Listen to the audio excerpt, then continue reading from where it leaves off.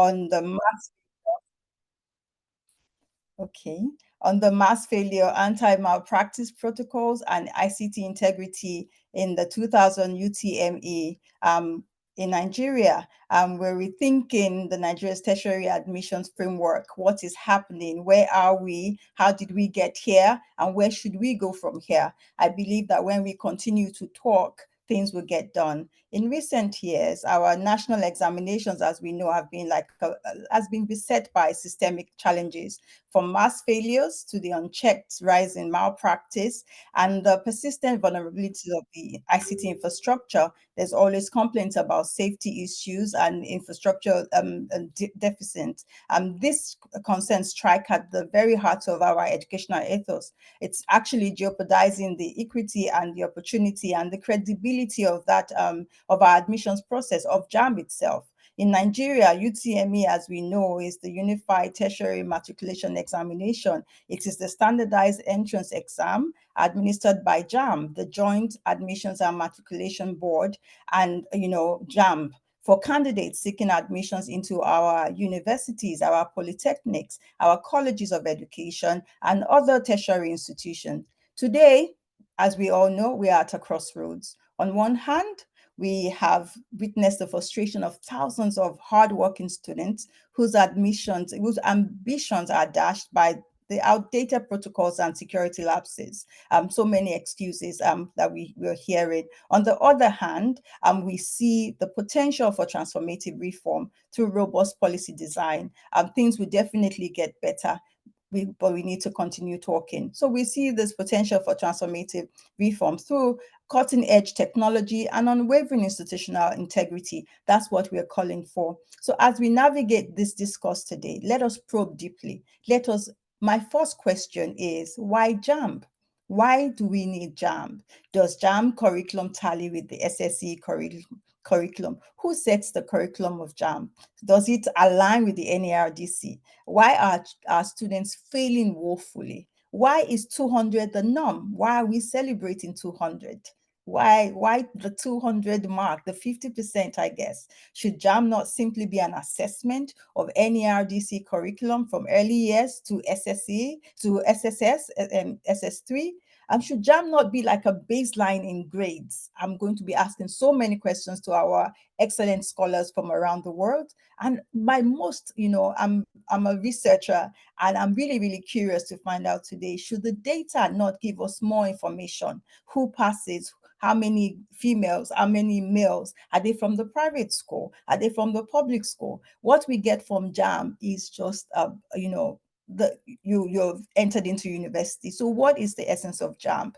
Do our country actually have the capacity to do this? Are other countries doing JAMB? Why do we have to do 2-3 exams to get into university? I'm on my PhD and I've done 3 masters. And even when I got into the UK, I did not need JAMB or any other exam. I only needed my WAEC exam results, my SSE results, and my formal results from Unilag. So from Lagos Business School as well. So why do we actually need JAMB? I'm going to be asking our knowledgeable doctors from around the world all these questions. How can we recalibrate our examinations to both raise standards and safeguard fairness as well? We hear, what roles do anti-fraud mechanisms and data analytics play in this? What about digital, what the ICT integrity? How do we protect that? And ultimately, how do we craft a tertiary admission framework that restores public confidence? The public, we do not have any confidence in JAMB. Nobody has resigned yet. I have not. I've seen tears. I've seen videos of tears, but that's the regular, theatrics that we see in, at the Senate or the House of Assembly. We want to see people need to be held accountable. If not, we would continue to continue in our ways. How do we uplift the next generation? How do we align with global best practices? What's happening in Canada? They only need their, final exams to enter university. Why do we make it so difficult for ourselves in Nigeria? And in the process, making life, building all these barriers to all of us. I would like to first, before I go on, sincerely introduce and sincerely thank the client Aspire Limited for doing this. It is wonderful when we have educational outfit like Clients Aspire Limited support education, and not just support education, for convening this critical conversation. This organization is a great support for your research, for recruitment, for application for PhD and other tertiary institution. Once you go to Clients Aspire Limited and you let them know your desires. For example, I'll give myself as an example. I wanted to do a PhD. After doing about 3 masters, I wanted to do a PhD. And I did not want to do a PhD in the UK or the US because I had done my master's and other courses in all of those countries. I wanted to go to Asia. I wanted to explore other areas. They did help look for a suitable PhD for me, and I'm on that now. So Clients Aspire, I thank you, and I thank you for convening this. And I encourage everybody to work with Clients Aspire for your research support, for your recruitment. Once you give them the criteria, they'll get you the best person to help you with that job. I thank you. I thank you for always helping to move forward, us in our careers and in our work as well in school. So on behalf of Barclays Foundation, I thank you very much. And I thank you for this privilege and collaboration. And our joint commitment to advancing educational excellence in Nigeria sets a powerful example for collaborative change. Thank you, Clients Aspire. Thank you, Dr. Nuruddin Bamiro. You will speak with us later. Thank you so much. Thank you. I hope, do you have your video on, sir, so that we can take a wave and see you? Thank you so much. Thank you. We welcome you. Thank you. Thank you. Thank you. We'll see you soon. Thank you. With this, let me introduce my dynamic guests. I'm very passionate about women. I'm so sorry. I'm going to start with my lovely, beautiful Dr. Jumoke Oladele. Please unmute your mic, ma, and give us 2 minutes. Tell us a bit about yourself. Tell us what you like, what you what we don't know about you. Tell us something unique about you. Tell us where you are, and so that you can inspire us, and we can be aspired like Clients Aspire. That's what we do at Clients Aspire. Thank you, ma. Dr. Oladele, thank you. All right, thank you. Good morning to you all. I must quickly say that I'm happy to be part of this, and thank you so much. I'll call you my sister right now. Thank you for the beautiful oration, the very beautiful presentation of opening presentation, and the very thought-provoking points that you have made. Okay, briefly about me. I'm Jumoke Oladele. I have a PhD in educational research and evaluation. All my degrees are obtained from the Beta by Far University of Ilorin, where I also work, and of course, where I hold a permanent position. And I had my postdoctoral fellowship with the University of Johannesburg in South Africa. Yes, me, I'm passionate about integrating technology in everything that we do. We're in the 4th industrial revolution, and there is no way we can run away from technology right now, because it affects everything that we do. In as much as the systems may not be perfect, but we need to keep aspiring to perfection, and that we can always do by leveraging the right technologies. I think I'm married. I have a baby, another biological children, and yes, I play badminton. Maybe that could be. Wow. Wow, thank you so much. Thank you. It's wonderful to have you. Thank you so much. It's a privilege to have you. Lauren, we have an office in Oria. We will be contacting you. Thank you so much, Dr. Ladele. We also like to have Dr. Anyawale up here. Is Dr. Anyawale around? Dr. Kunle Anyawale, South Africa, University of Johannesburg, South Africa. Please introduce yourself briefly, sir. Thank you.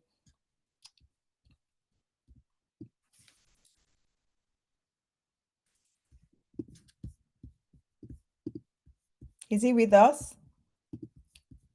If not, we have yes. I can Okay. see he's here, but we didn't know what is wrong with his audio. Okay. His audio is not on. He's here. Okay. Probably we'll go. Yes, we can move on to my yes, Dr. Akim. Okay. Hello, Dr. Akim you can connect with Oluwolaye. Dr. Akim. Okay, yes, right. sir. Dr. Akim, thank you. Please, you have the floor. Thank you, sir. Yeah. Thank you very much for, good afternoon, good morning, good evening, wherever you are. And I'm very happy to be here. My name is Akim Oluwolaye. Currently reside in Kuala Lumpur, Malaysia. I'm a lecturer in a computer science department in International University, Malaysia. And my area is artificial intelligence. But over the years, I've been working in curriculum development, so many other areas. If I'm allowed, I can actually share some of the, let me see if I can share my, so that we can see my background without having to waste much time. So I am very passionate about education. I've been working on, I've been part of the system itself, okay? From when I was in Nigeria, I worked with so many coaching classes for JAM preparation and so on. So I know, I'm directly involved. When it comes to malpractices too, I'm very, very aware of the system itself. So I was on ground. Okay, so my area is artificial intelligence, like I said, and I work in sustainable development because my university is known for sustainability. Unfortunately, my background, I wanted to display that, but it was flipped backward. Maybe some of you will have noticed while I was trying to adjust it. I'm also in innovation, how to innovate a system. So I bring that to JAM as well. To our education as well. And I've been able to use some of the combos in TRACE methodology to actually look at some of the problems that we have and perhaps what we can do. And then I'm also in curriculum development and digital learning. Like Dr. Jumoke rightly said, there's no way we can run away from technology. Definitely, we are going to be thinking about technology going forward. So in my university, we do a lot about teaching methodology. So I have certificate there. When you're talking about innovation as well, I am certified in TRACE, systematic innovation. I'm level 2 currently. So this is what I think I should be able to bring to the table in the discussion. Thank you for inviting me, the organizer and the moderator. Thank you very much. Thank you very much. Thank you. Thank you. Before the recording, I wanted to introduce myself as well. It's so good to have you. Do we have Dr. Is this mic working now? Before I go ahead, Dr. Anyoli. Yes, thank you very much. Can you hear me? Okay. Yes, sir. Please go ahead, Yeah. sir. It's good to have you. I think the network was freezing the other time, so I could not hear you properly. Yeah, thank you very much, and good morning, colleagues all over the world. Good afternoon, good evening. I remain my humble self, Dr. Kunle Anyawale, and currently I'm a senior postdoctoral research fellow at the University of Johannesburg, as well as a senior lecturer at the Department of Test and Measurement, National University of Lesotho. And I hold PhD in educational measurement, assessment, and psychometrics. And my research niche over the years have been on test development, measurement, assessment, and establishing psychometrics of some of our assessment tools, including the one used by JAM, by NECO, by WIC, NAPTEP, and even international test items. And also I have a research niche in the, artificial intelligence in education. Like other speakers have said, AI has come to stay, and we need to move for the trend if actually we want to be relevant globally. And that's prompted my research niche to also be shifted to the adoption of artificial intelligence in education.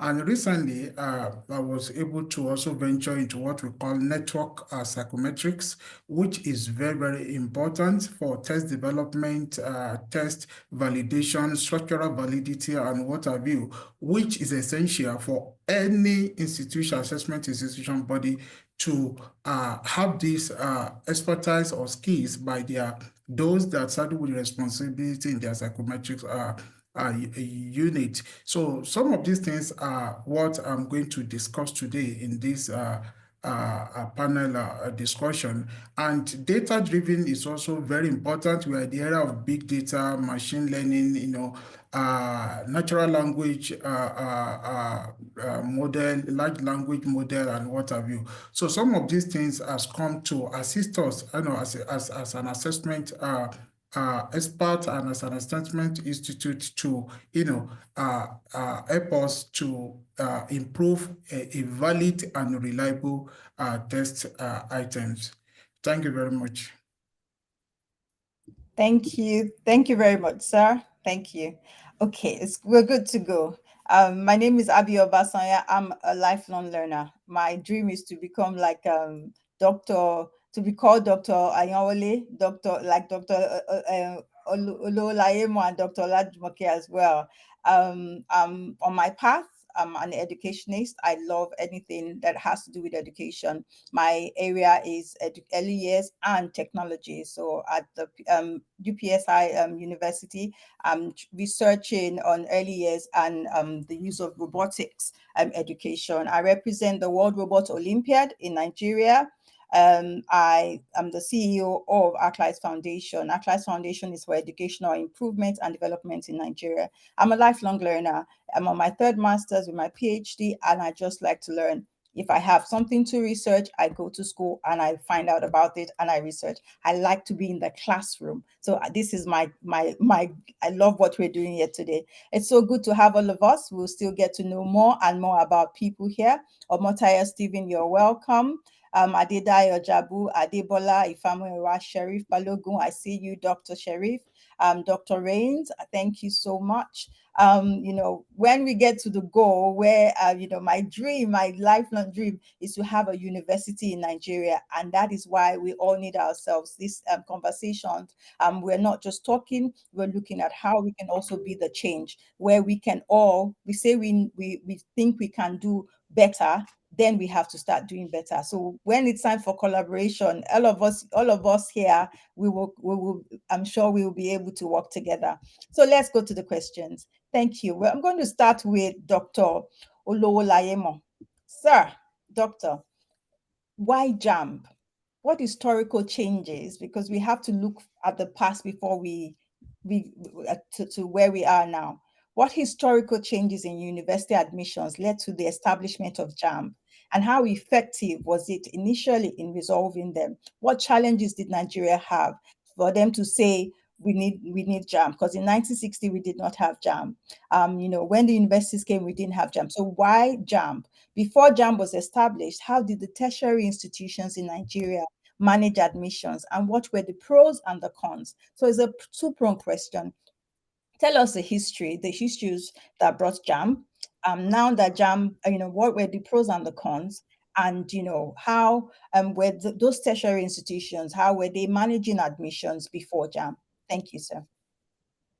Oh, so thank you very much for the question. And I'm not really okay. So generally, what I know is that at the beginning, individual universities were handling their admission by themselves. In the past, I am aware that we used to have, apart from our O-level result, we used to have A-levels, HSC, and the rest of it. I think those were the results that we were leveraged on by the university at that time. However, along the line, they felt that there were some problems, like an individual that is applying to several universities need to focus those universities individually. Okay, so if you want to apply to UNILAG, LASU, and then University of Maiduguri and Ahmadu Bello University, you are going to be relating with each of them, monitoring your admission individually, and they felt that there is a need to harmonize admission process. So we found out the vice chancellors or the head of the universities came together, make requests to the government and said, we want a body to streamline admission.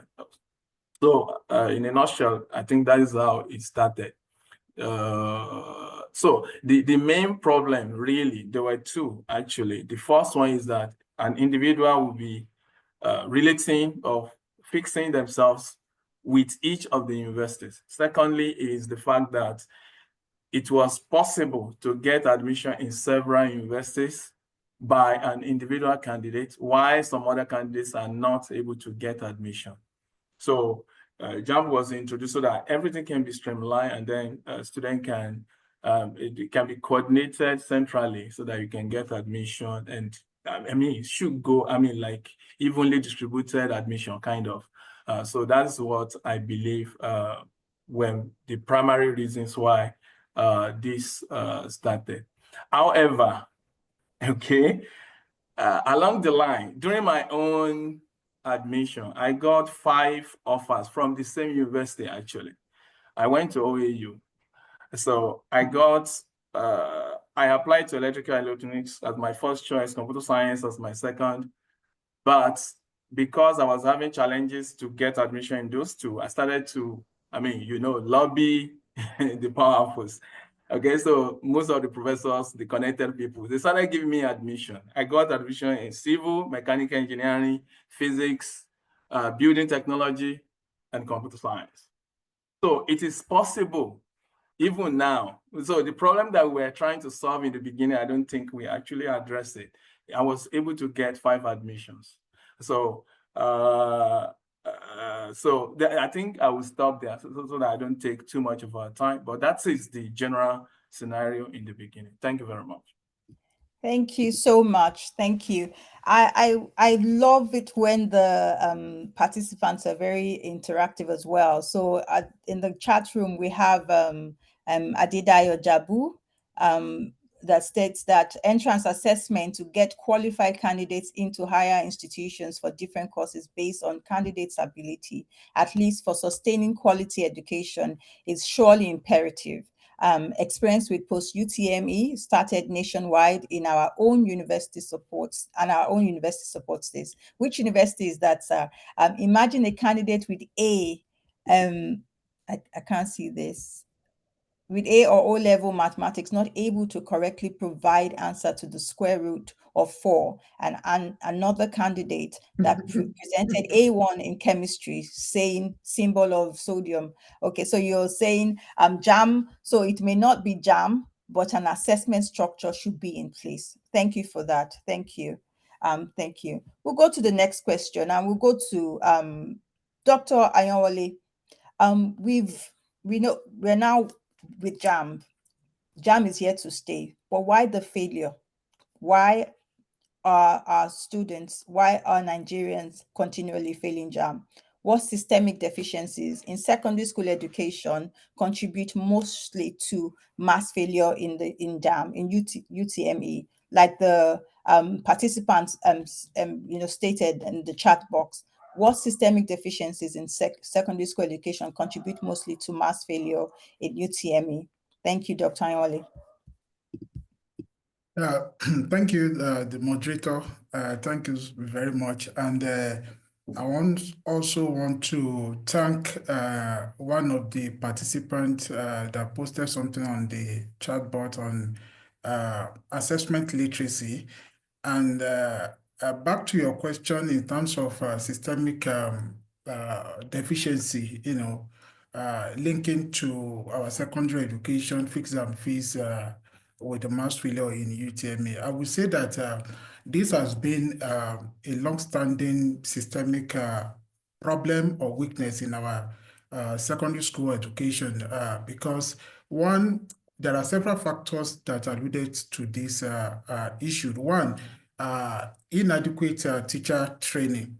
and which actually remain the central issues, that many teachers lack, exposure to modern and recent pedagogical skills or methods, and also they are not assessment literate, like I will be talking as an assessment expert.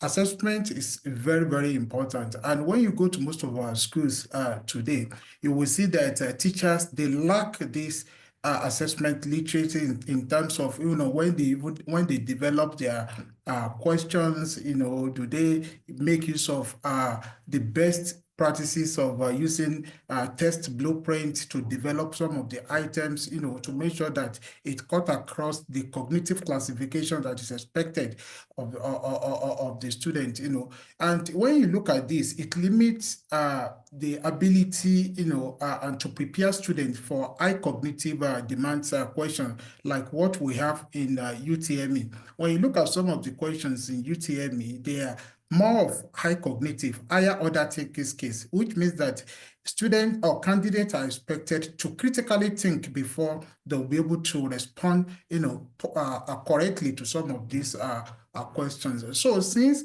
our teachers in secondary schools, most of them, they lack this assessment literacy, and there is inadequate teacher training also, because there should be a continuous professional development training and retraining, so that they will be abreast of the latest assessment method, the latest pedagogical approach, to prepare our students, our candidates for this exam. Another thing that I want to talk about is our curriculum needs to be overhauled. It needs to be completely overhauled. It's too overloaded, and it's actually disconnected from what I call authentic assessment. When I say authentic assessment, the curriculum needs to tailor, to a real world life application or situation, so that what students learn in the class, they should be able to put it, into real life situation. We try to emphasize memorization, rote learning, rather than developing critical thinking skills of these students. And when you look at this, because the UTME exams is more of what is it called? It's more of a large-scale assessment, which also, requires students to have this critical thinking on how best they can approach some of these items.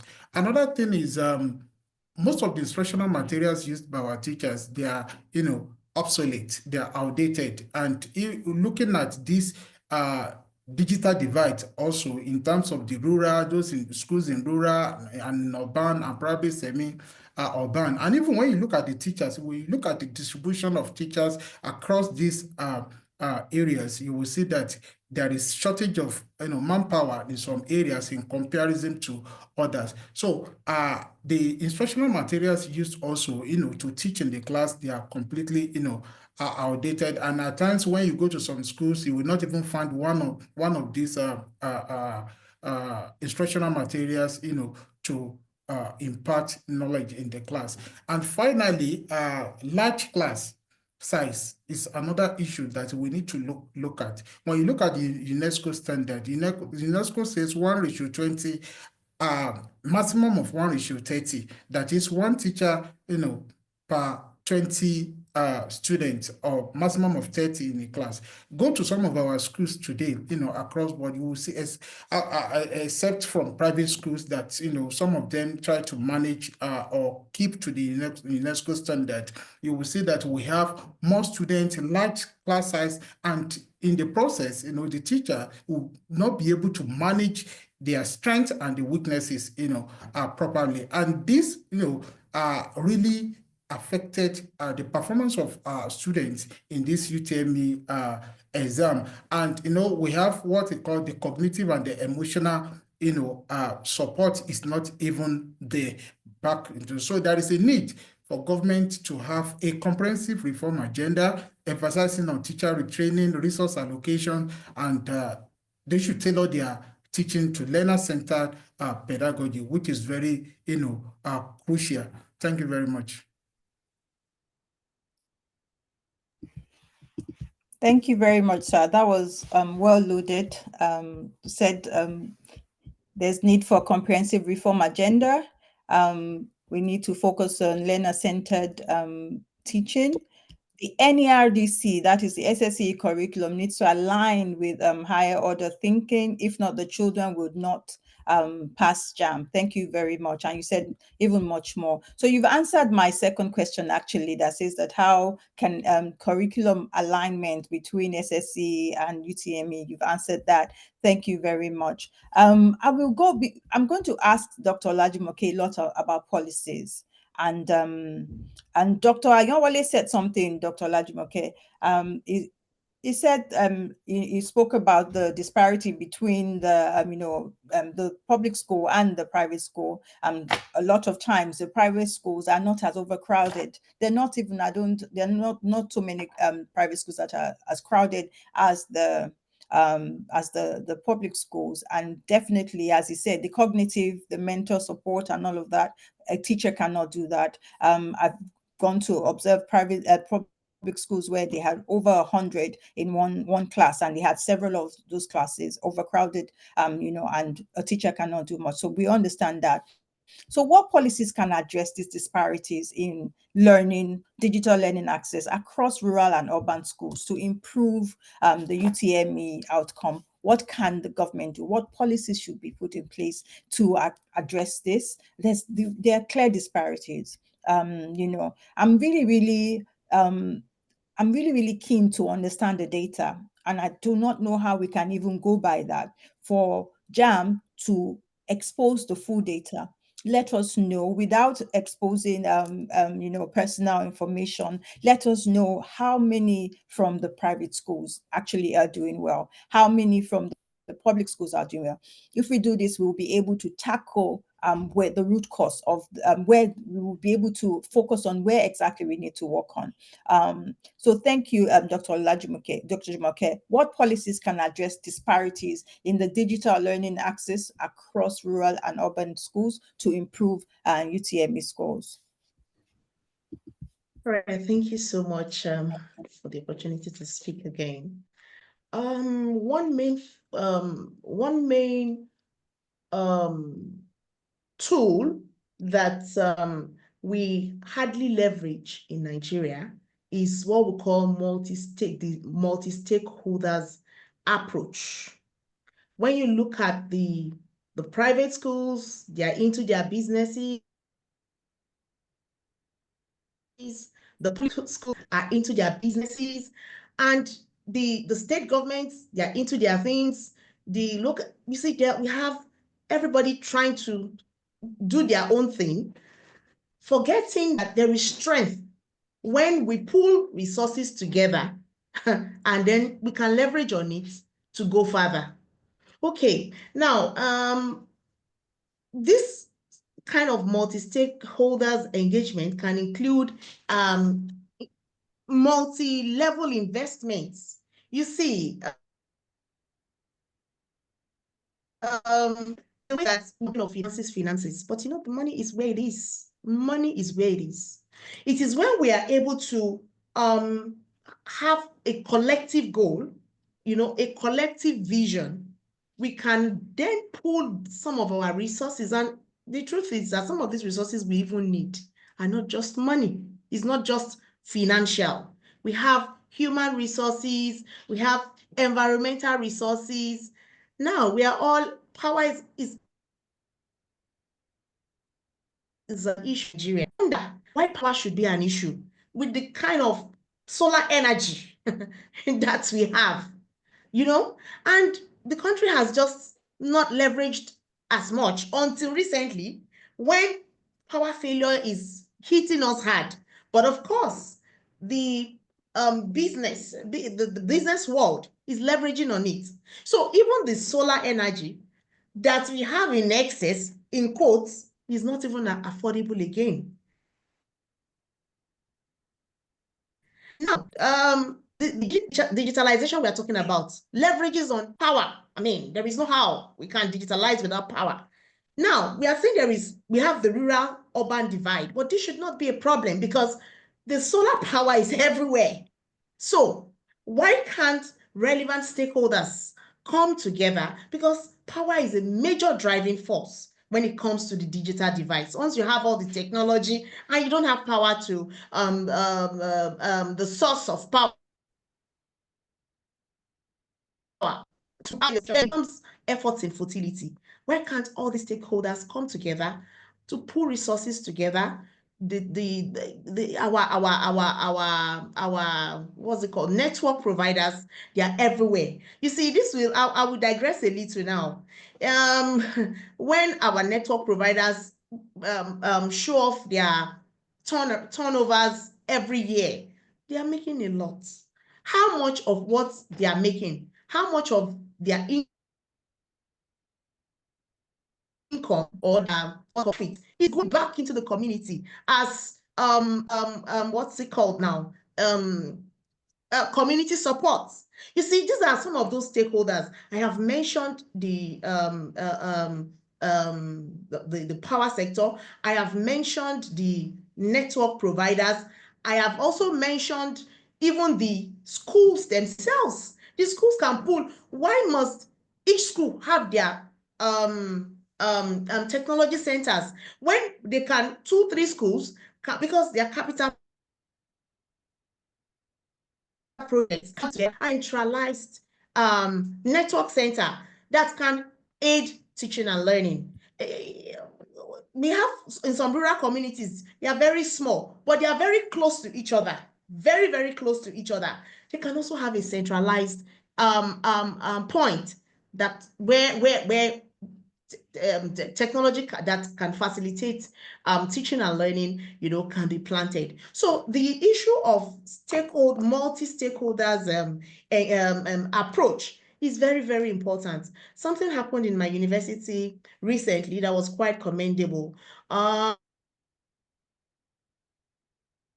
Some they just felt it, deemed it fit to contribute some money to the university to support conference attendance, and a handful of academics were able to fund their conferences to the US, to the UK, to everywhere. That is what we're talking about. Multi-level stakeholders, the approach to closing the divide. You see, the divides will always be there.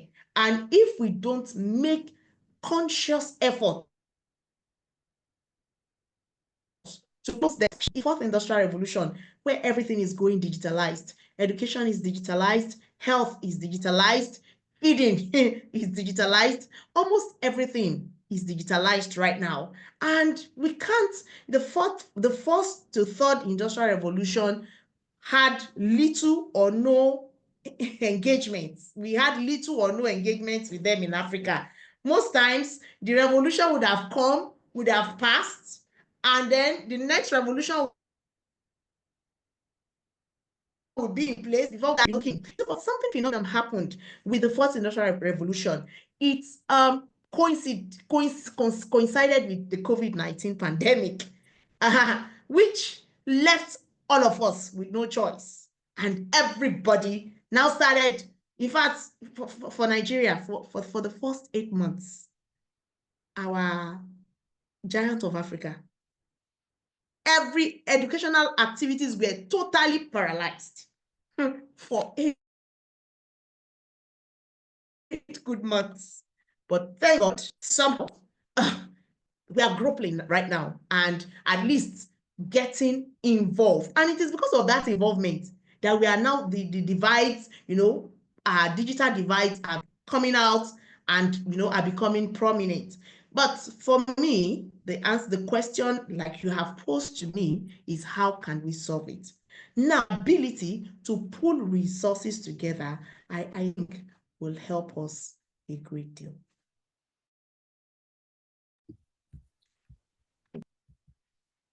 Thank you very much, Dr. Jumoke. Thank you, Dr. Ladile.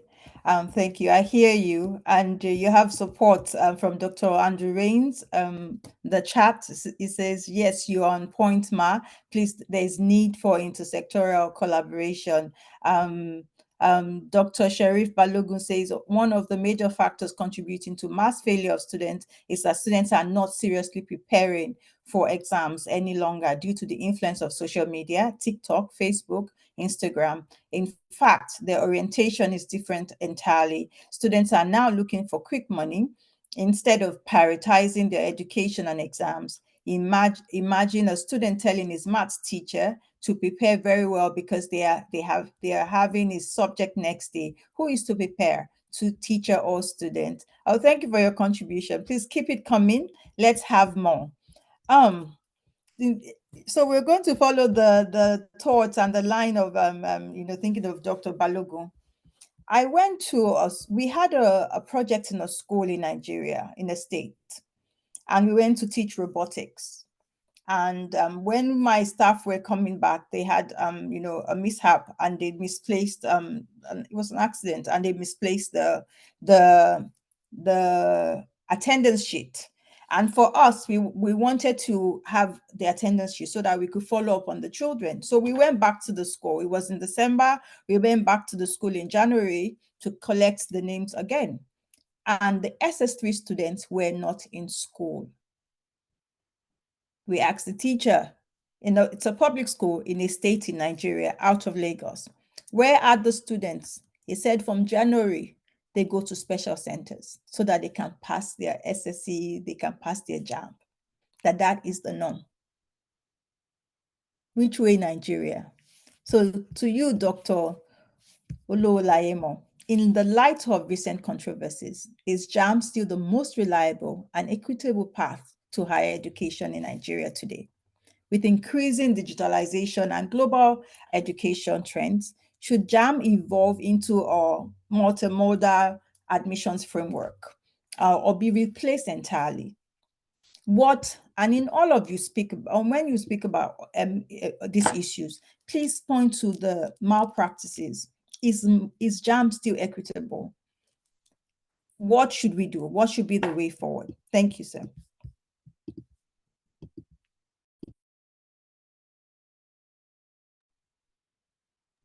Kindly unmute your mic, Yes, sir. yeah, thank you very much for the question. All right, so one of the things I've been thinking about for long is whether JAMB is actually relevant or not. Somebody in the chat mentioned that post-UTME started long ago. I think it started in OAU, but he claimed that it started in his university. Well, it's possible. But what I knew was OAU started pre-degree, okay? And later they started post-UTME.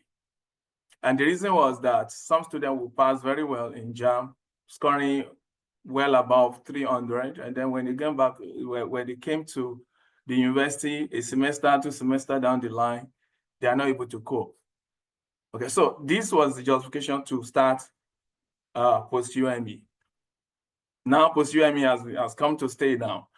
So if you ask me, there's no need to give 2 exams to students. Okay, if we feel that JAMB is not doing the right thing, then we give them post-UTME and call it any name that we like. It doesn't have to be post, okay? Maybe university entrance exam handled by the universities themselves. But if we feel that JAMB is still up to the task, then we retain JAMB and cancel post-UTME. But eventually, the university community and the JAMB and everybody agree on calculating points, harmonizing the two. Is a huge. It's not streamlined the way we wanted. What we wanted to do in the beginning was to streamline individual assessments in different universities, and then now we come back to the same thing. So it's like we are just repeating ourselves. It's redundancy in the system. It's prolonged admission process, and it makes life difficult for the students. So generally, those my other 2 colleagues, they are in education, and they should be able to educate us on this. When exam becomes too difficult, more than the level of the student, they will have a way to actually break it. If something is too difficult, people will have solutions somewhere. All my life, while I was in coaching classes, teaching people, the only thing I knew was that the reason why people come to coaching classes is because they want to get something else, not because you want to teach them. Okay, so it has been age-long problem. It doesn't start with TikTok and the Facebook generation or WhatsApp generation or whatever we call it. It has been like that. A day before JAM, if JAM is tomorrow, a day before JAM, go to all coaching classes, tutorial centers all across Nigeria. You will see multitude. What are they looking for? They are looking for Parisher, Orijo, and the rest of you. They are looking for Odu. So even I made it compulsory on myself that I will not go out on the day, a day before JAM and on the day of JAM because of the commotion and everything that it caused. Okay, so the problem with JAM from the beginning, it was not well planned. It was, the first thing was, there's no formal training. You have brochure for JAM, but there's no textbook. There's no guideline on this is what you actually need to study. This is what you need to know to go to the exam. Dr. Oyewale mentioned just now that you need high cognitive thinking levels to be able to solve those problems. I put a question here, which is the question. Okay, so I'll come back to that. The questions may be very simple, but you need to have the experience and you need to be at that level to be able to solve those questions. So if we expect, it's way above WAEC and NECO standard, and there's no materials to study. All the materials you find online are ad hoc materials provided by people like me, who just felt that, okay, I've been teaching coaching classes for some time. Let me just provide some past questions for students. That is not sufficient. A country that is serious will provide adequate materials, adequate guidelines, adequate training for those people that you want to assess. It's highly unfair to give Nigerian students this kind of exam that is too difficult and you are not training them. It's completely, see, you can ask people, how many people did JAM once and they passed? The percentage is very small.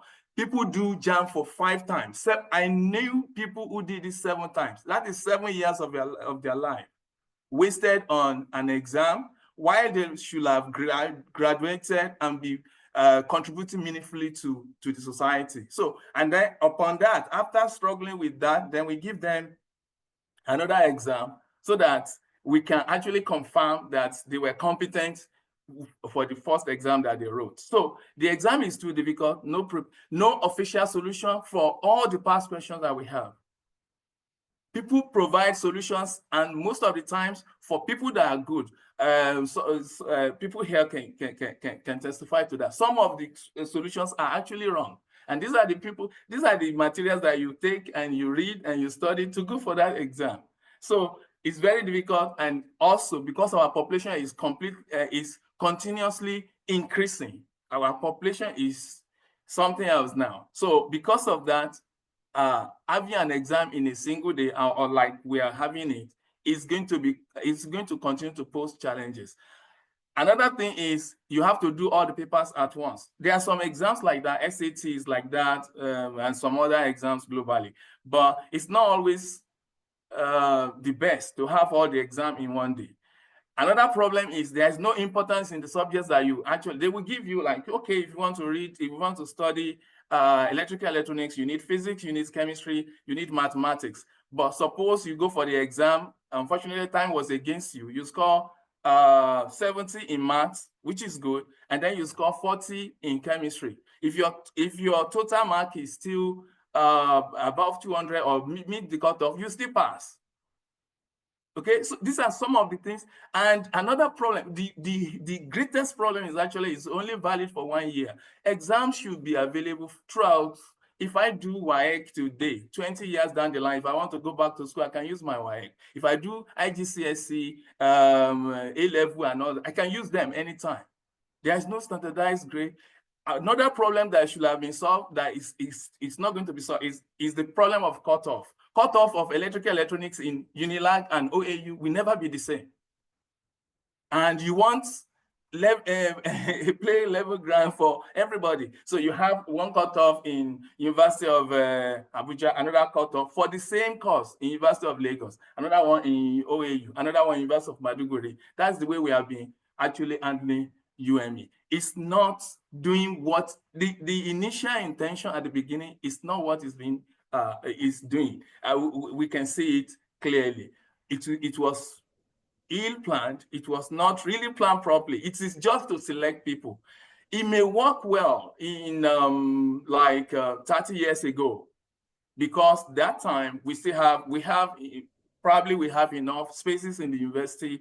We don't have that large number of students. But today, I don't think we should. I mean, personally, for the past 10 years or so, I've been thinking about the day post-UTME came from any university around Nigeria that they started post-UTME. That's the day that they sentenced JAMB to death. That is what we should believe. But unfortunately, instead of replacing it, we just bundle the two together, and then this is what we have today. So for me, as a person, I believe we are giving students, we are not training our students properly.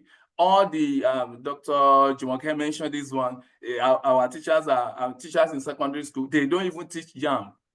That is one thing I know. Teachers in secondary school, we teach WAEC and stop at WAEC. After that, you can, if your family are very rich, they will get private tuition for you.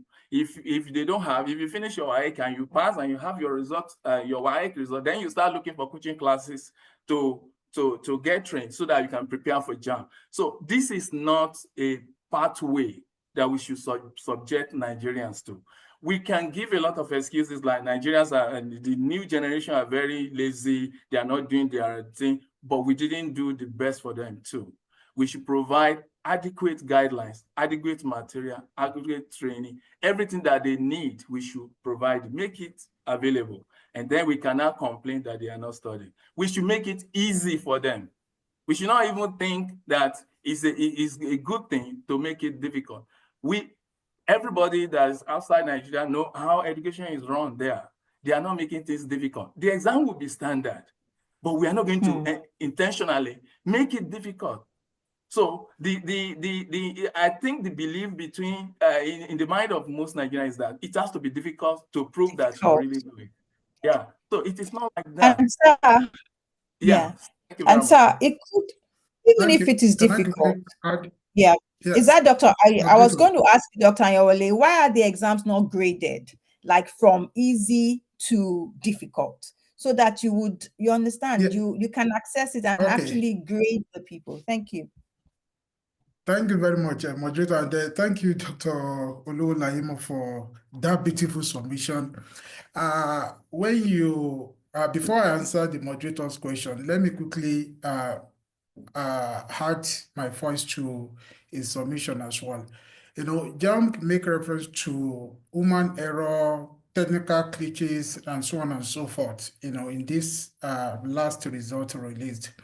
But I would say categorically that there is a kind of misalignment, you know, in our curriculum between what the SSC and that of the UTME. And like Dr. Oluwolaimo said that, no, you are doing JAMB and then there is no materials to even say that, okay, this is the area that I need to, you know, concentrate on. So I think there is need for us to, you know, bridge these cognitive and instructional gaps, you know, which actually undermines the student's readiness to write the exam in the first place.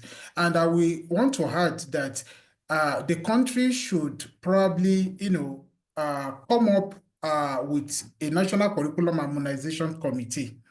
So to harmonize what they have in SSC, maybe WAEC, NECO, NAPTEP, and what have you, with that of JAMB. So when they have this harmonization, then students will know that, yes, this is what I'm expected to read, this is what I'm expected to do, and what have you. And not only that, the item analysis, back to your question that you asked, when even in the university, you will see some lecturers will come and tell you that, no, none of you will get A in my course, or none of you will get B or 60. You know, the highest you can get in my course is 50. And they will be saying it, you know, authoritatively, with both mind. You know, no, that is not the essence of assessment. Assessment is not there to enchant learners or students or candidates, or just to make it unnecessarily difficult. And that is why for any examination body, like like JAMB, WAEC, and what have you, they should have a functional psychometric unit.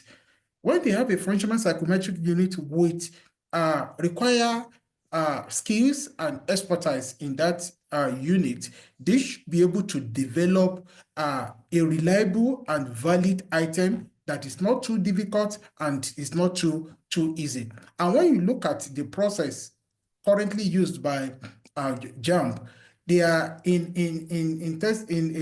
CBT, we have two types. We have the linear form and then we have the adaptive form. So what they are doing currently is more of linear form, whereby they administer those questions to their candidate with the aid of technology. And what the technology does is just to reshuffle the items. They reshuffle the items, they reshuffle the options. Are you getting my point? And when you do that, based on the best global practices now, they've shifted away from this linear form of test, whereby they will just have, it's the same question, but they reshuffle it, and this does not even tailor to the ability of each of the candidates. So that is why it is important that at this point in time, JAMB needs to think outside the box and see how they can move their assessment, their test from this linear form to adaptive form, which accommodates or which tailor the difficulty of the items to the ability of the candidate, so that the issue of test anxiety, the issue of looking for who to help, who do or what have you, a day before the exam will not be there, because you know that, yes, whatever items I'm going to do, it is tailored to my ability. And if it is tailored to your ability, then it will ensure precision of that measurement. So students will be, a candidate will be comfortable to say that, yes, I'm going to the exam, knowing fully well that whatever items I'm going to attempt, it is tailored to my ability. So if you respond to the first item, which is going to be on the same scale for all the candidates, if you get it correctly, then the computer will bring a little bit difficult item, to you. But if you get it incorrectly, the computer is going to bring something cheaper or easier than that first question. And when you look at that, the issue of mass failure and what have you will not be there, because I'm rest assured that, yes, this exam that I'm going for is best to the best of my ability. Whatever I get, yes, it's a function of my ability. And like he also made mention of, cutoff mark, that, what you have in maybe in OAU for electrical electronics is different from the cutoff in University of Ilorin or University of Ibadan. So there is, need for government to actually, integrate or probably develop this score band, make it like a policy. For instance, in South Africa, they have what we call national benchmark test, which is very synonymous to what JAMB is doing back in Nigeria. And I was invited around August last year or so to make presentation to JAMB, on the mode of operandi in national benchmark test and that of what they are doing there. And I made a lot of recommendations to the JAMB registrar that time. One, they have this score band. They have the proficiency, they have the intermediate, and they have basic. So this thing has been, is in the policy. So, and all the universities, strictly make use of this score band. So if your score falls, within the proficiency band, they know that you are qualified for this particular course across all the universities, all the 26 universities in South Africa. And if it is intermediate, this is the course that you are qualified. So there is no need for parents to start going to the university to bribe registrar, bribe this, bribe that, because they want to secure admission for because already there is policy in place that, okay, this is the score band, this is the range that we want. And then if you fall at that basic, it also means that you need further assistance, and that's one is that they call it bridge course here. So they will help them, they will admit them, but they will put them on what, like a preliminary program that we normally do in Nigeria, just to assist them. Are you getting my point? So when they will write exam, once they pass, then they will now move to the year one. So I think that it's need for us as well, as a country, to make this score, a score band to be part of the policy. Not that at the end of every year, and then they will come and say, we want to do cutoff meeting or something, whereby they will call out the vice chancellors, the ministers will be there and what have you, and they will be deliberating that, okay, for this year, the cutoff is 120 or 160. Are you getting my point? And we are celebrating 160, 200. Are you getting my point? No, it shouldn't be like that. Once there is a policy in place, you know that, yes, if I fall to my score, fall within this score band, yes, I'm qualified to go for this particular course. Thank you very much. Thank you so much for that. That was very insightful. Thank you. Thank you very much, sir. Let's go to the chat box to see what others have been posting. I can see Adedayo again from Jabu. Some people in and out of government roll out materials like generators, motorcycles to citizens for empowerment. Such should make CBT centers with adequate infrastructure available in local areas.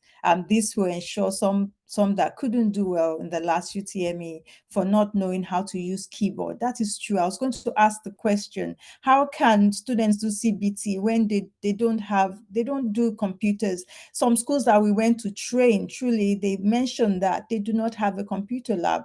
And one school that we went to we always do a tour, like a tour to teach robotics across Nigeria. So we go to the different schools. Another school had a computer lab donated by Shell and NNPC with the best of in Nigeria that I've seen in a public school. They had a big generator and they had projectors and all that from 2011. And this principal covered it and locked up the place. He said they did not have an ICT teacher to teach the students, and also they did not, he was safeguarding it because he did not want them to steal the resources from 2011. We did this in 2018 or so. So those are the kind of things that we're facing. Those are the students that go on to come and start doing CBT, and CBT that is not graded, as Dr. Anyawole said. So you are not even talking to the ability of the child. You're not talking to the ability of the students. You cannot, measure proficiency by just one score, 200, 204. Why 200? Why are we celebrating 100 and 150 into a university? Thank you so much, Dr. Anyawole. Thank you, Adedayo.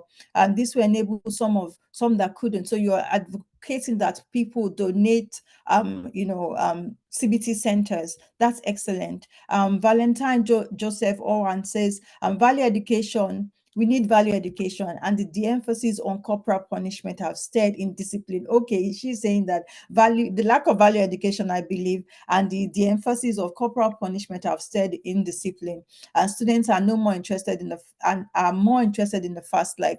I like all of this conversation because I want to ask in America and in Asia and in the UK and other places, Finland, that you dare not even slap a child or assault a child. How come they're doing well and they're doing excellently without corporal punishment? Why is the need for corporal punishment to help you pass JAMB? When we get to so we have about 30 minutes more, less than 30 minutes. I would like us to wrap up by 11:30 if we can. So when we get there, we'd like to share your thoughts. I would like to hear you talk more about this. Passing an exam in itself is not even a good measure of intelligence. The Western curriculum is long overdue. Our apprenticeship system will help. Most definitely, we believe in the apprenticeship system, but we have to marry, or the age of which students start school is also important. Children are starting schools too early, and most parents need to pay attention to work. So this is a lot. We would hear from you. We'd like to hear from you. Welcome, John Klutze. John concludes as the country manager of Accli's Foundation. Thank you so much for participating. It says that the high rate of examination malpractice is a major reason we need an assessment system that is not easily manipulated. And I agree with you completely. Dr. Ayole, you need to write out your paper. We need to produce that paper. We need to put it in the newspaper. We'll be contacting you. We need to put your recommendation in the newspaper for all to see, so that JAM can see this. There should be a push and pull. They need to change. Keeping both is increasingly the barriers to accessing higher education. One will pay for WAEC, pay for JAM, still pay for post-UTME. Poverty rate is still high in Nigeria. So John is speaking to a student, go to tutorial centers because our schools do not prepare them for this exam. And all our speakers have also mentioned this, that our schools are not preparing us. Why do we not have JAM materials to help us prepare? Wow, this is a lot. And so I'm even concerned when our legislators don't focus on this. Anyway, let's go to Dr. Jumoke. Ma, how can national policy foster a standardized and enforceable examination ethics framework across JAM, WAEC? Dr. Anyowale has said something like that. But what policy can we put in place to ensure a standardized and enforceable examination ethics? We keep talking about malpractices. How many people have been punished for this? Don't mention that lady, I think she's been sponsored abroad now, the young lady. That's one. We hear that there's statewide, countrywide malpractice, but who are the people? Why would I conduct an exam and people cheat? So it speaks to me as a person. What framework have I put in place to ensure that there's no cheating? And even when there's cheating, if there's malpractice and all that, what have I done to curb that? What punishment have I, what punitive measures have I put in place to curb that? So how can national policy foster a standardized and enforceable examination ethics framework across JAM, WAEC, NECO, all these exams? Thank you. All right. Dr. I guess that question, I had some hitches with my internet, but that question was for me, right? Did you hear the question, Ma? I have an idea of the question. Okay. How can we foster a standardized and enforceable examination ethics? I'm talking about ethics now, ethics framework across JAM, WAEC, and NECO. How can we curb malpractice? What can we do? What national policy can we put in place to ensure that this is curbed? Thank you. All right. Thank you for the question. Now, Dr. Ayowale mentioned the need for a unified. Dr. Olowo Layemo mentioned the fact that universities have various cutoff points, which is clearly a challenge. Dr. Ayowale addressed it by saying there should be a uniform a score band, and the truth is that all these recommendations must be implemented nationally for it to hold waters, such that in deploying assessments, everybody knows what the standard is already. So even the students, they know it's part of the standards for administering exams, high stakes exams. The standard should be there even before you write the exams. It is not after you have written the exams that the standard will now come. No, it is very wrong. With high stakes examinations, you know that when I'm sitting for these exams, this is my target. You're not just beating about the bush to say, okay, let me just try my best and then see what the standard will be. I mean, it's an abnormal. It's an abnormality, even in looking at it on the face value. Okay, but with high stakes exams, the standards should have been benchmarked before the exams are written. So to go to your question now, there should be a centralized regulatory body at, now our national policy of education on education is, well, I must commend, I must admit that the country is, trying to always update it, upgrade it, but the last update of the national policy is 2013. That the rhetoric question is that this policy is about a decade ago, and a lot of things have happened between then and now. Yes, 2013, over a decade ago. And then you now want to use that same national policy to address current problems. I mean, another challenge that I see with us, I say us, because we must all own the responsibility for our challenges and see the need to all work towards finding a solution to it. That same policy now is, a lot of things have evolved, but we're still using that policy of over 10 years ago. So how can, okay, back to my line of thought, I was distracted with the call. Back to my line of thought. So how do you now want to, we rather than address challenges from the roots, we don't do that. We wait for the problems to come out, and then everybody starts crying. Everybody starts hitting their heads against each other, doing a blame game and all that. What is it that is enormous in the national policy that it can't be updated every 5 years? One, so the national policy needs, there should be, the policy must be updated every 5 years. I mean, 10 years ago, over 10 years ago is not acceptable. It means that our policy can never capture our current realities. And mind you, we are in the fourth industrial revolution is a snap. And I keep talking about this because whether we like it or not, it's driving everything that we are doing right now. Is at a snap. 2 years ago, we had 4G, right? And when we're struggling to meet up with 4G, 5G emerged. Now, we're talking about 7G. They're talking about 7G right now. So it shows us the trends of how things are moving. And our educational sector, especially standardized examinations, can't afford not to move with the trends.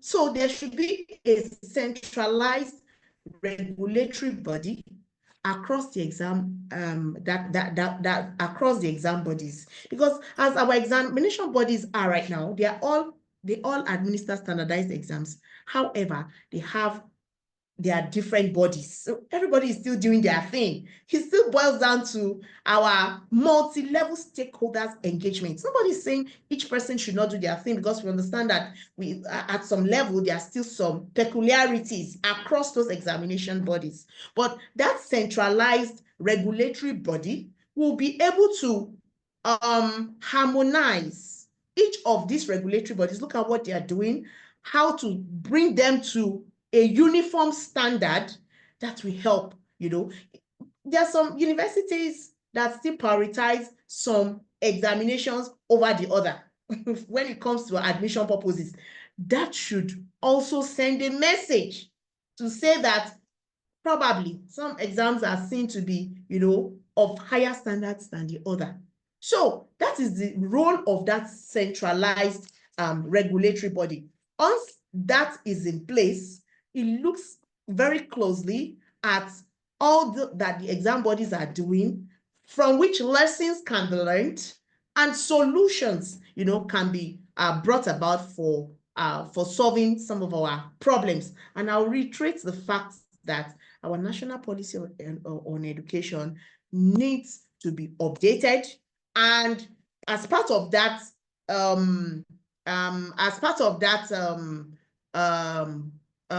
way forward, as a way forward to the challenges, there should also be a standard that says this policy must be revised it can be less than 5 years because the way we are going right now, but it shouldn't be more than, it can be, yes, it shouldn't be more than 5 years. That is very important if we want to make meaningful progress vis-a-vis the world in which we are today.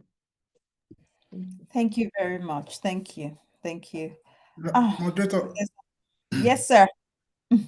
Sorry, let me add to Dr. Jumoke's submission that okay. Until JAMB says that exam as a criterion reference exam and not a norm reference, because they believe that that exam is norm reference. I've argued this with the registrar before, Professor Oloyede, that the JAMB exam is more of criteria. And that's what Dr. Jumoke actually highlighted, that there should be a criteria, you understand, a set standard to say that for you to write this exam, once you score this, yes, you are qualified for this particular course or you are not qualified for this particular. But for them, they see it as a norm reference whereby they rank, saying that, oh, the best student in this year's exam is from Anambra or from Oyo State or from this. No, because it's an high-stake exam. And when you look at other countries, even in Africa, a high-stake exam like that is more of criterion than norm reference test. Thank you. Thank you. We have a lot to discuss, but I want to open it to the participants so that they can ask some questions and then you can then prepare your closing remarks. So all the other things that you've prepared to say, please prepare, the panelists should please prepare to wrap this up in 2 to 3 minutes, closing remark. So I want to open this quickly. We're not going to finish by 11:30. Even the chats, they're so active. Thank you so much. I want to open this to please put your hand up, so that we can ask you to unmute so that you can join this conversation if you're prepared to join this conversation. I have Valentine that is really, really passionate there. Dr. Akim, John is there, Adedayo. If anybody wants to add on to any of this, please let us know so that you are part of this. If you do that, is there any hand?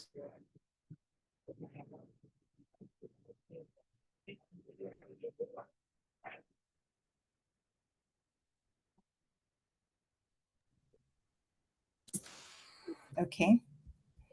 Thank you. Valentine, thank you. You have 1 minute, please, to give a contribution or ask a question. Thank you. Please unmute. Very much, convener of this meeting. Well, this is a very clear issue that has been brought to discussion, and my contribution from what I have said in the comment, that for me, the issue in Nigeria is not. Sorry, Valentine. Sorry, 1 minute. I think Abdul Fattah, you need to mute your mic. Yes. Can we ask Abdul Fattah to kindly mute his mic? Thank you. Please go ahead, sir. Okay, so the issue in Nigeria now for me is beyond student mere passing JAM and gaining admission to the university system, because what follows after their graduation is more important and more critical than their admission in the first place. And if you look at the issues we are discussing in the chat and what people have highlighted, there are issues that escalate beyond students getting admission to their eventual activities outside of school when they graduate.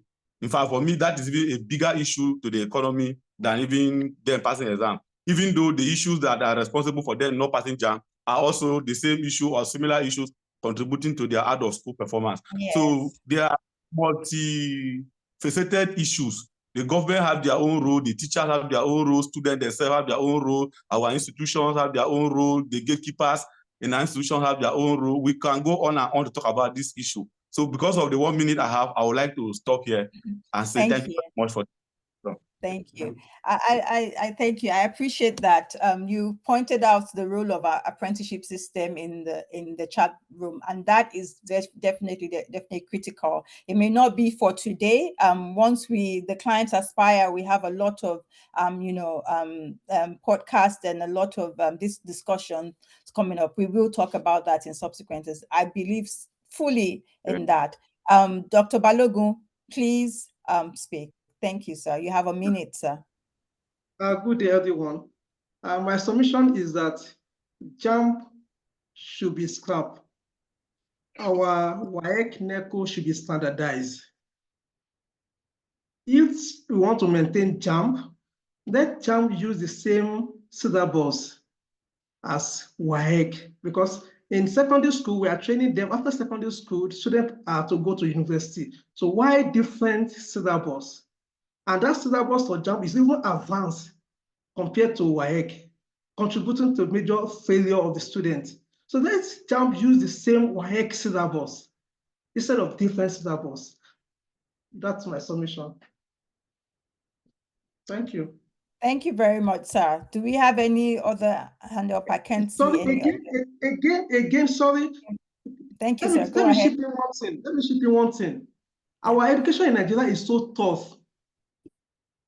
In South Africa here, all the formula for mathematics, physics, chemistry, all those subjects that require formula, the formula to be used at the back of their question paper.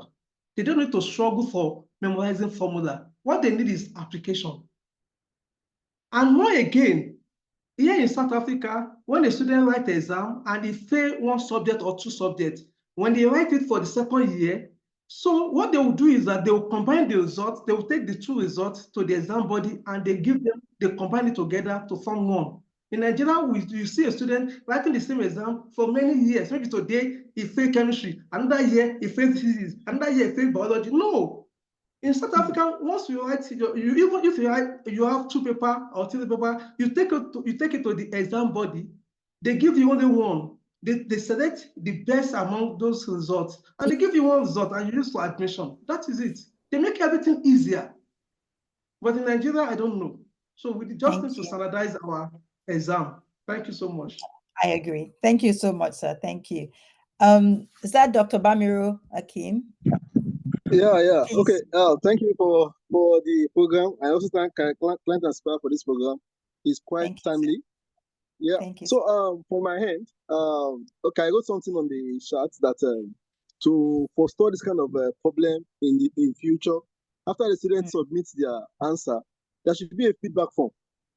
Okay, probably we had problem with glitches, we have this, we have that, so that at least even before the result comes out, JAMB knows, okay, there will be data. Okay, there is problem in this area. These are the problem we have seen. We can also, so they can even envisage that, okay, we'll have a problem along the line. And when students are complete, they'll say from your feedback, you already knew that those things happen. So that is one. Then the second one is that we believe that things has to be difficult in Nigeria. If you want to go and apply for a job, they will leave a small space for like 1,000 people. Everything has to be difficult.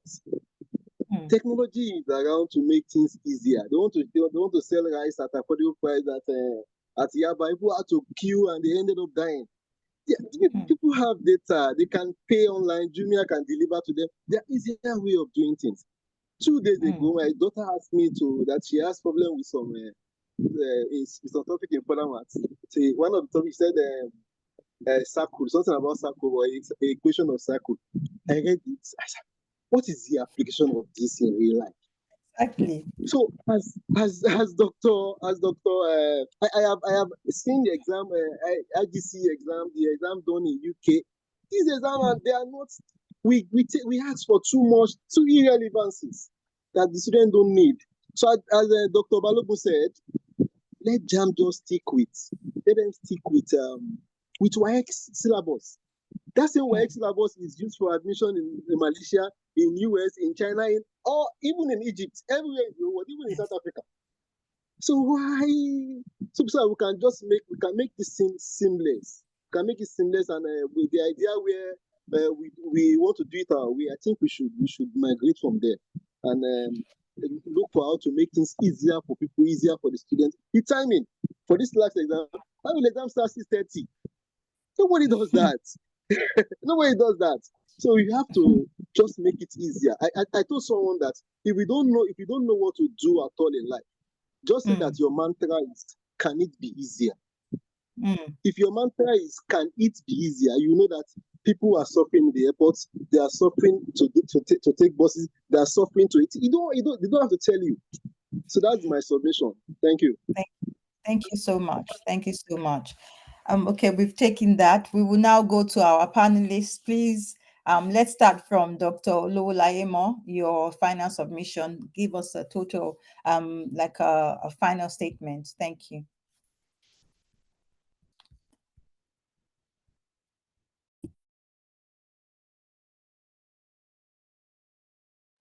Actually, well, there's so many things that can be said, and for lack of time, I will just summarize that. There are so many pathways that we can actually choose. One is to upgrade WAEC to include some A-level topics, sufficient enough to be good enough to enter the university, which I think Dr. Balogun mentioned. Another one is actually to go by the post-UTME, which will be handled by the university, so that JAMB can be supervisory in their role. So that is another way by which I think we can go. I'm not in support of 2 exams for student post secondary school. If there is going to be an exam at all, please keep it as only one. If JAMB is not able to, because it's going to grow complex, I would prefer that the university handle the admission and JAMB is just supervising them. They can support them with whatever it is needed to do, materials, staff, whatever it's needed, and then handle the admission. So in 2013 and before, when Vice President Oshibajo asked for ideas, some of the proposals I sent that time was this. Like, we should have, this is the third options that I'm actually proposing and I'm emphasizing it. And I hope that, I know that a lot of people have the same idea. Dr. Ayowale also mentioned something very similar to that, is that we should have an online platform, like national examination platform, that will contain all the materials that we need, contains all the questions and quizzes and everything. Make students actually make the assessment a process. Like, you can start from SS1, do the easy one, SS2, do some medium, and then when you get to SS3 and then post SS3, you do more difficult, and then the analytics will monitor what you have been doing from the beginning up to that time. And you can also, there are so many things in this that we can do. I submitted it to the government, but it was not during the ASO Villa pitch thing.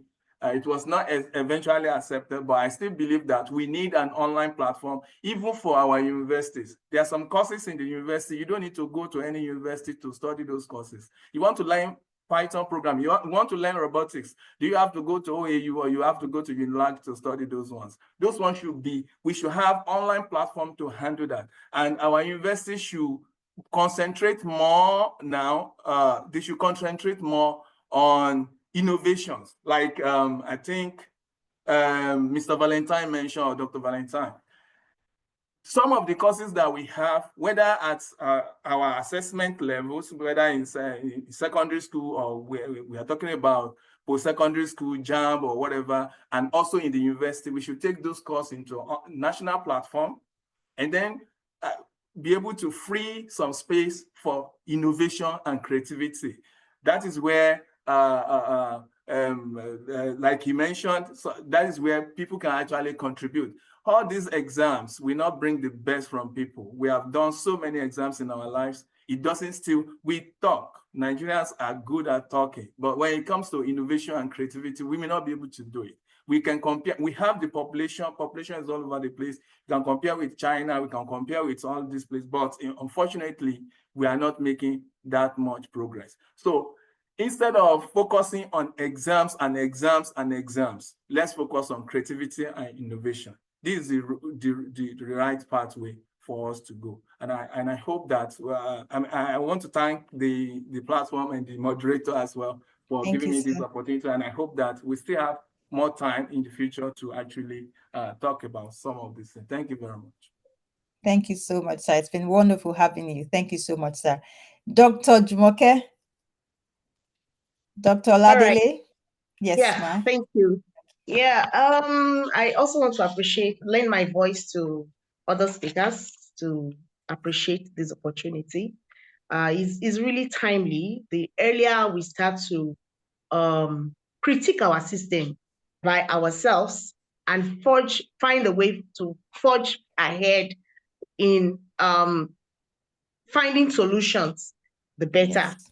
Yes. With respect to, I just want to add this, with respect to the national policy, in trying to leverage technology, there must be policies for national innovation hubs. National innovation hubs, because as much as we want this technology, we still rely on importing them. But by the time we have innovation hubs, we will be able to start to think through how to leverage these technologies based on our realities and how to design these technologies to suit our environment. Lastly, I also want to talk about having national, as part of the policy framework, having national data banks. The truth is that the question, there's a question I keep asking myself from all standard exam bodies, not just JAM right now. Why are you hoarding your data? Researchers want to do research, but they don't have access to data. In advanced countries, we have data banks spanning 50 years available to the general public for research. And not until we start to pay attention. Am I muted? Okay, not until we start to pay attention to, data, data analytics. Data analytics is the big deal right now because artificial intelligence leverage on data analytics. And then big data is part of the fourth industrial revolutionary aspects. Now, when there is a national body, overseeing, a national policy overseeing the exams, I think I wouldn't want to use the word fear to release data. I think that will be abased because right now we are seeing the data not belonging to one body, but as a national bank of data. And so that policy should mandate all our examination bodies to deposit their data into that bank so that we can look at it holistically. Like you mentioned, we want to see how the private schools students are performing relative to the ones in the public schools, the ones at the rural areas. Even we have the National Bank mathematics data, even in some countries in Africa.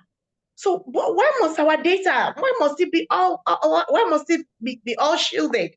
So this national policy should enforce our examination bodies to release this data. Let's see what is happening via our data. Let's learn via our data. Let's profile solutions, not just by sentiments, but by data.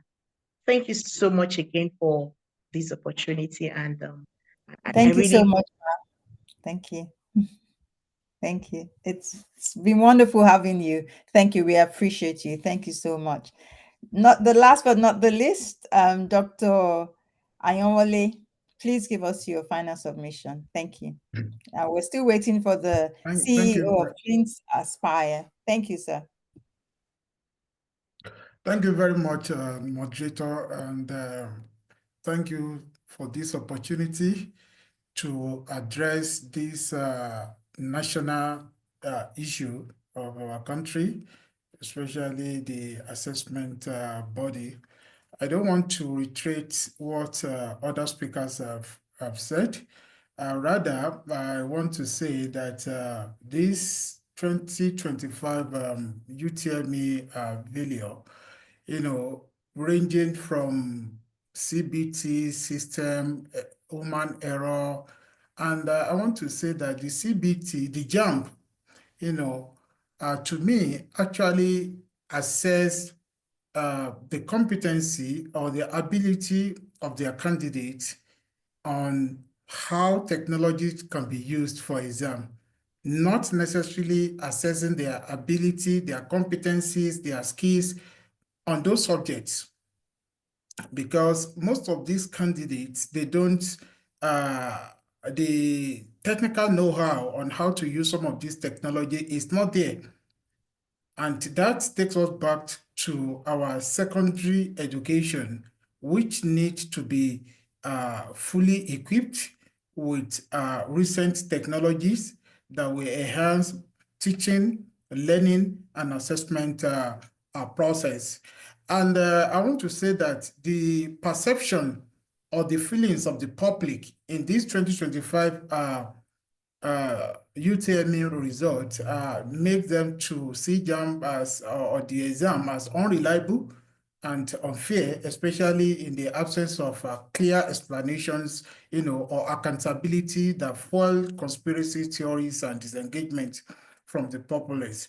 And there is need for JAMB to actually, rebuild, re-engage, the trust require more than the damage control that it demands strategic rebranding, transparency, and stakeholders engagement. And JAM should also launch annual UTME integrity and innovation report. This is very, very important to further improve on the accountability and the transparency on the part of the JAM.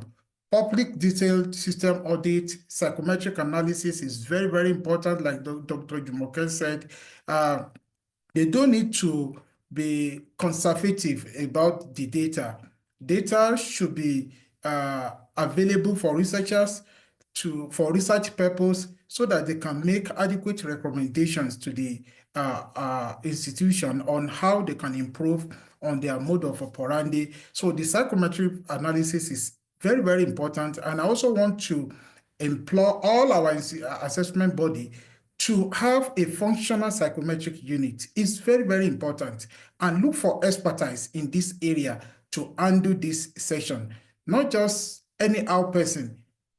Those that, possess, require, and the right skills, should be saddled with this responsibility. And the last one I want to talk about is that there should be a proactive stakeholders engagement, briefings, including town hall meetings, social media engagement, webinars, and what have you. So on this note, I want to sincerely appreciate the organizer of this discussion. And I think at the end of this discussion, there will be a communique to the public, to the JAMB, yes, especially to look at some of the recommendations that we have, made this afternoon. Thank you very much, and God bless you. Thank you so much. Thank you so much. Thank you so much, sir. As we draw the discourse to a close, I am deeply encouraged by the breadth of insights shared by our panelists, Professor Kunle Ayanwole, Dr. Jumoke, Dr. Ayanwole, Dr. Jumoke Oladele, Dr. Akim Olowolayemo, the probing questions posed by our engaged audience as well, and also for joining us. Today's dialogue has illuminated not only the scale of our challenges, but the alarming failure rates, to the sophistication of the malpractices and all that. But they have also provided concrete pathways forward. And definitely there will be a communique that we will send to JAM. But we cannot leave here without hearing from the man behind the organization of this, Dr. Nuruddin Bamiro. Please unmute your mic, sir, and speak to us. Give us your closing remark, and it will be wonderful to hear from you. Thank you so much for putting this together. We truly appreciate you. Thank you. Thank you, ma'am. Thank you, Dr. Abisola, by his grace. Soon as Amen. Then I will use this opportunity to thank our panelists and our very attentive and collaborative participants. As far as I'm concerned, I've really learned a lot from the program, because in fact, there are some things, even as an educationist, that I don't know before. But through the panel discussions and the contributions from our participants, I've also been enlightened about the issue of testing, about the issue of score bank and the likes. And in fact, for me, I'm seeing the program as a conference where we have to learn a lot of things. As for Client Aspire, one of the reasons why we organize the program is that we see the program as part of our corporate social responsibility, because as Nigeria is concerned, we need to contribute our own quota as an individual, and for the participants too, and every individual that have contributed to the program also, we have also taken that bold step of taking responsibility to contribute to the development of our dear beloved country, Nigeria. By His grace, all our discussions, starting from the panel discussions, contribution from the moderator, and all the participants will be collated, and a communique will be formed from the program, which will be sent to necessary bodies, ministries, JAMB, and also national dailies, so that they can get one or two insights that they can use to improve the performance of our national exam, so that we can reduce failure and promote sustainable happiness among our upcoming scholars and heroes in our beloved country. Thank you all. Thank you all for coming. Thank you all for listening. We really appreciate you. Thank you all. Have a nice time. Thank you, Sir. Thank you. Thank you. Thank you. To all our attendees, we thank you. Thank you so much for coming, for your thoughtful participation. Together, let us continue to transform, Nigeria, ensuring that we get a better Nigeria. Thank you, and have a wonderful rest of your day. Thank you. We appreciate you. See you soon. Thank you. Thank you. Thank you. Thank you. Thank you very much for this great opportunity.